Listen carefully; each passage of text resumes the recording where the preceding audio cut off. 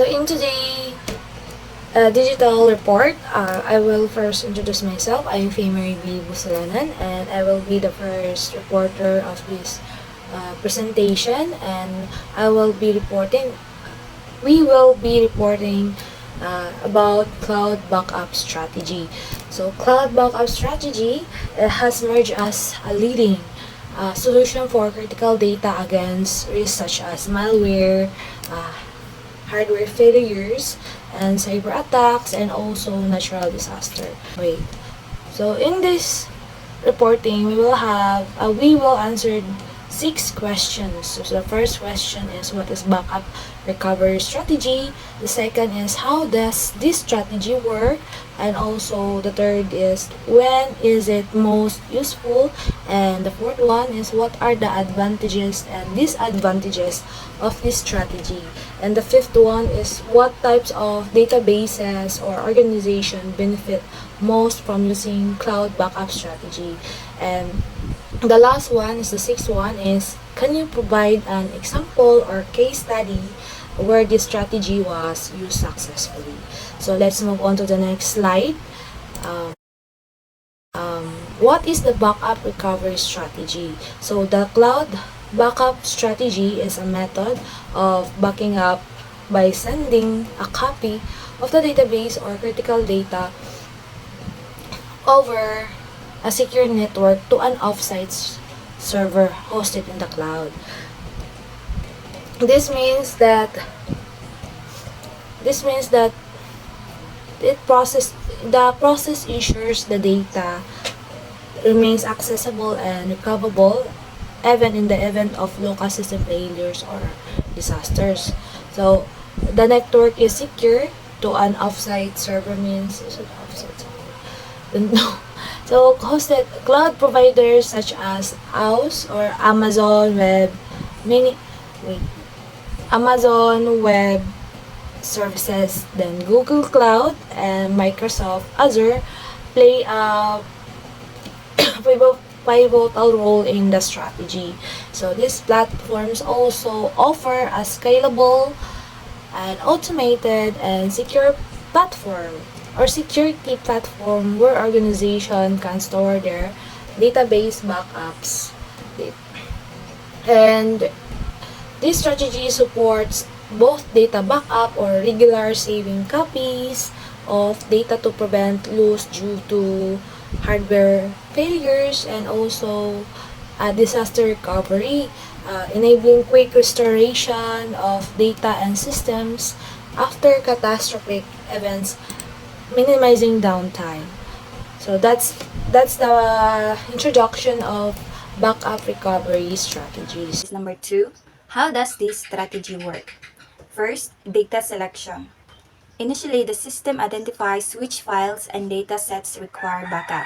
So this means that the system starts by picking out the important files or data that need to be backed up, like photos, documents, or system files.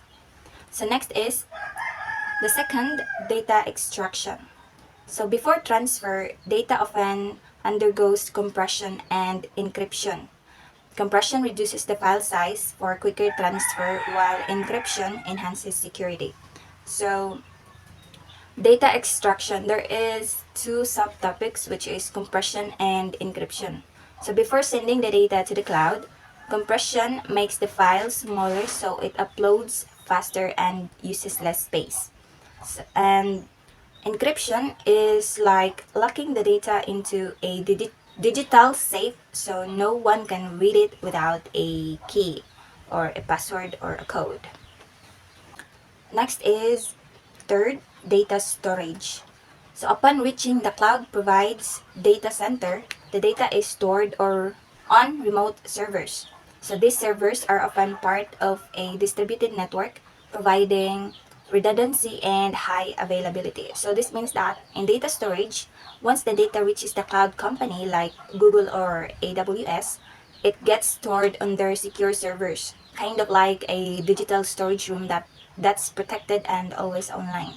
So this makes sure that the system or the files or data you've uploaded on the cloud is secure. So fourth, encryption and security. Data is encrypted while the transit and at rest to prevent interception or unauthorized access. Encryption keys are securely managed, often with options for controlled keys for enhanced security. So this means that encryption and security, even after the data is stored, it is still locked or encrypted. So only someone with the right key can unlock and see it. This keeps hackers or unauthorized users out. So example of this, only the user can access the uploaded file on the cloud system. Number 5, accessibility and recovery. So users can access their backed up data through a secure portal or client software. In case of data loss or the need for data restoration, the backup can be downloaded from the cloud server to the original location or an alternate site. So accessibility and recovery. If your device breaks or you lose your files, you can go online, log in and download your backup data.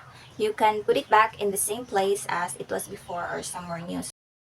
So when is it most useful? So number one is large systems. Large systems that generates massive data volumes regularly. So large system, big companies or system that create nag-create sila lot of data every day na nag-need sila backup solution to avoid losing important information. Mo to ang large systems. Then, number two is mission critical application. Mission critical application that requires high availability and disaster recovery. So mission critical application, these are very important apps like banking or hospital system that must be work all the time. So they need backups to keep running during emergencies like disaster or accidents like that. Though mga crashes. Then number 3 is business with remote operations. So business with remote operations or no physical infrastructure for data storage. Business with remote operation, companies that work with different places or don't have their own centers. Nagamit sila cloud storage para makip ang data nga safe o accessible siya sa tanan. Yes, accessible siya anywhere. And then, number 4 is organization needing offsite backups. So, organization needing offsite backups for compliance or audit purposes. Then, some companies must nag-keep sila og copies sa mga data in a different places. In different location to follow rules or pass audits, like checked by authorities, like that. Then, number 5, SMES. From the word SMES, small to medium enterprises, looking for a cost-effective, scalable backup solution. So, SMES, these are mga smaller nga stores. Yes, smaller businesses often want a cheaper. Easier siya mag-grow,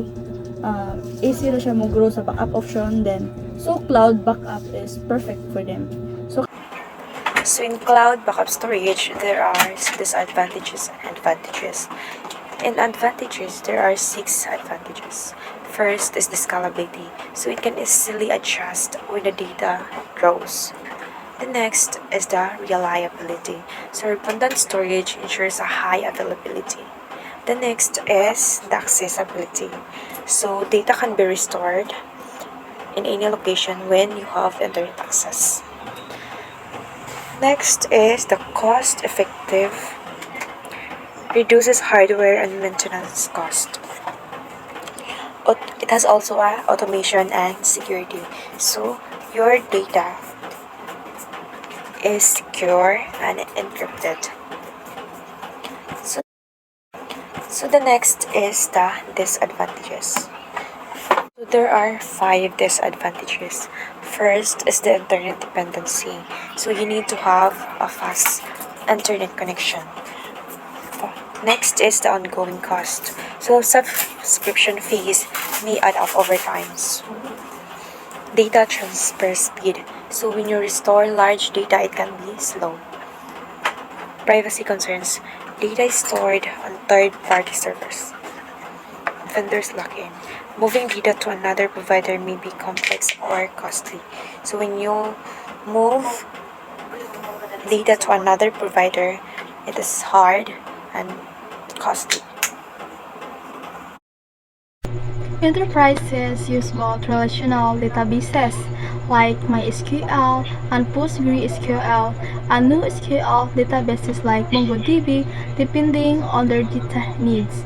Healthcare organizations use MySQL or PostgreSQL to store structured patients, records, and billing information, while MongoDB is used for storing flexible data like doctor's notes and images.